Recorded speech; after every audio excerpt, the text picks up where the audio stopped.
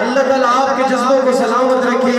میں اس نقابت کی کارروائی کو آگے بڑھانے کے لیے ہمارے آج کے مہمان محترم جناب حضرت مولانا شاہد جھنگوی صاحب دامت برکاتہ ہو، ان سے ملتمس ہوں وہ مائک پہ آئیں اور نقابت کی کارروائی کو آگے بڑھائیں۔ محترم جناب مولانا شاہد جھنگوی صاحب۔ الحمدللہ ہمارا آج کا یہ عظیم الشان تاجدار ختم نبوت پروگرام اللہ کے فضل و کرم سے اپنی منزل کی جانب رواں ہے۔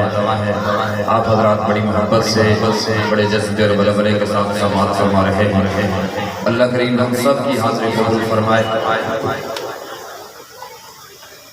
ابھی آپ کے جو اشتہار پہ لکھے ہوئے نام ہیں ان میں جو ہمارے آج کی غزل کے ثناخوان رسول مداح صاحب و اہل بیت نعت کی دنیا کا معروف نام محترم جناب حافظ ضیاء اللہ صاحب تشریف لا رہے ہیں۔ انشاءاللہ ان کی آمد تک میں دو چار منٹ آپ کو عقیدہ ختم نبوت کے حوالے سے کچھ گوشت سنانا چاہتا۔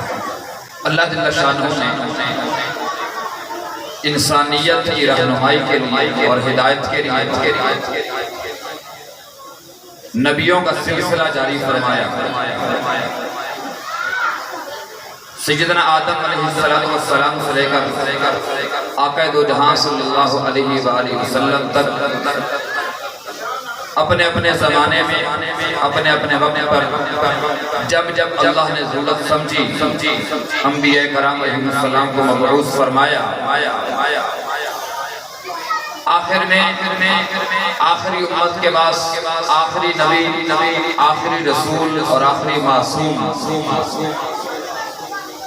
اللہ کے محبوب اور حبیب سیدنا و مولانا محمد مصطفیٰ احمد مجتبیٰ حبیب کبریا شمس الضحیٰ بدر الدجا خیر الورا نور الہدا بلغ العلا کشف الدلا مکین گنبد خضرا لا یمکن ثنا عبادت خدا بزرگتوئی قصہ مختصر صلی اللہ علیہ وآلہ وسلم لائے۔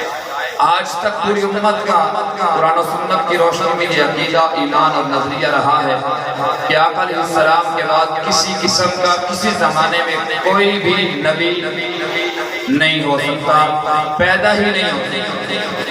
یہی ایمان ہے آپ کا بھی؟ تو ایک نعرہ تاجدار ختم نبوت، ہاتھوں کو پرچم بنا کے آپ بلند آواز سے جواب دیں گے۔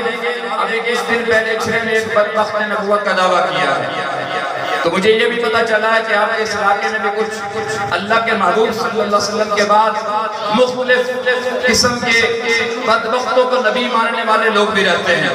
تو آپ کے جذبوں کے ساتھ میں آگے بات کو بڑھانا چاہتا ہوں اور ان کو یہ پیغام دینا ہے ہم نے کہ جب تک ختم نبوت کا ایک بھی پیمانہ زندہ ہے انشاءاللہ عقیدہ ختم نبوت میں کوئی ہاتھ نہیں آنے دے گا۔ اللہ جل شانہ نے آقا علیہ السلام کو آخری نبی بنا کے جب بھیجا، آپ علیہ السلام نے پیغام پہنچا دیا۔ اللہ فرماتے ہیں اليوم اکملت لکم دینکم واتممت علیکم نعمتی ورضیت لکم الاسلام دینا، کہ آج کے دن میں تمہارے لیے تمہارا دین مکمل کر دیا، کامل بنا دیا، بلکہ اللہ نے لفظ استعمال کیا اکمل بنا دیا، اکملت لکم دینکم، تمہارا دین اللہ نے اکمل بنا کے تمہارے حوالے کر دیا ہے۔ دیکھیے ایک لفظ ہوتا ہے کامل، ایک ہوتا ہے مکمل، اللہ نے یہاں دونوں لفظ استعمال نہیں کیے۔ اللہ کریم فرماتے ہیں اکملت، سب سے زیادہ کامل، سب سے زیادہ اکمل، احسن اجمل دین اللہ نے میرے آقا صلی اللہ علیہ وسلم کو دے کے بھیجا ہے۔ آپ ایک مکان بناتے ہیں، ایک بلڈنگ کھڑی کرتے ہیں، ابھی صرف ڈھانچہ مکمل ہوا، دوست آپ سے پوچھتے ہیں کہ بھائی بتاؤ مکان مکمل ہو گیا؟ آپ کہتے ہیں مکمل ہو گیا۔ اچھا وہ پوچھتے ہیں رنگ روغن ہو گیا، کلی ہو گئی؟ آپ کہتے ہیں وہ رہتی ہے۔ کیا مطلب ہے؟ ڈھانچہ مکمل ہو گیا، لنٹر ڈل گیا ہے، باقی کام رہتے ہیں۔ آپ نے کلی کروا لی، رنگ روغن کروا لیا، وائرنگ بھی ہو گئی، سب کچھ ہو گیا، مستری چلے گئے، بنانے والے بھی، رنگ کرنے والے بھی، اس کو چمکانے والے بھی. پھر آگے دوست پوچھتا ہے ایک عرصے کے بعد بھائی آپ کا مکان مکمل ہو گیا؟ آپ کہتے ہیں مکمل ہو گیا. وہ پوچھتا ہے شفٹنگ ہو گئی ہے؟ آپ کہتے ہیں شفٹ نہیں ہوئے ابھی ہم شفٹ نہیں ہوئے، سامان ٹرانسفر نہیں کیا، لیکن آپ کہہ رہے ہیں مکمل ہو گیا. سامان شفٹ ہو گیا، فرنیچر آ گیا، گاڑی کے لیے جگہ بن گئی، گاڑی بھی آ گئی، سب کچھ ہو گیا. پھر آگے دوست پوچھتا ہے بھائی آپ نے مکان مکمل کر لیا؟ آپ کہتے ہیں مکمل کر لیا. لیکن اب جب اس کو دیکھتے ہیں اس نے اپنے حساب سے پورے لوازمات کر لیے، لیکن یہ نہیں کہہ سکتا کہ یہ کامل ہے، ایسا اس میں کمی کوئی نہیں ہے. یقیناً ہر درجے کے بعد دوسرا درجہ، نیچے کے بعد اوپر والا، ایک کاریگر کے بعد دوسرا ماہر کاریگر. جی آپ اس سے پوچھتے، وہ آپ سے پوچھتا ہے بھائی آپ نے ملازم رکھ لیے، خادم رکھ لیے، باغ بغیچے سارا کچھ بنا لیا، آپ اپنی طرف سے مکمل کر دیتے ہیں. کوئی ماہر کاریگر آپ کہتا ہے یار یہاں سے تھوڑا سا ٹیڑھا ہے، یہاں سے خراب ہے، یہ رنگ صحیح نہیں ہوا، یہ روغن ٹھیک نہیں ہوا، یہ فلاں چیز کمی رہ گئی، فلاں اگر یوں ہوتا تو یوں ہوتا.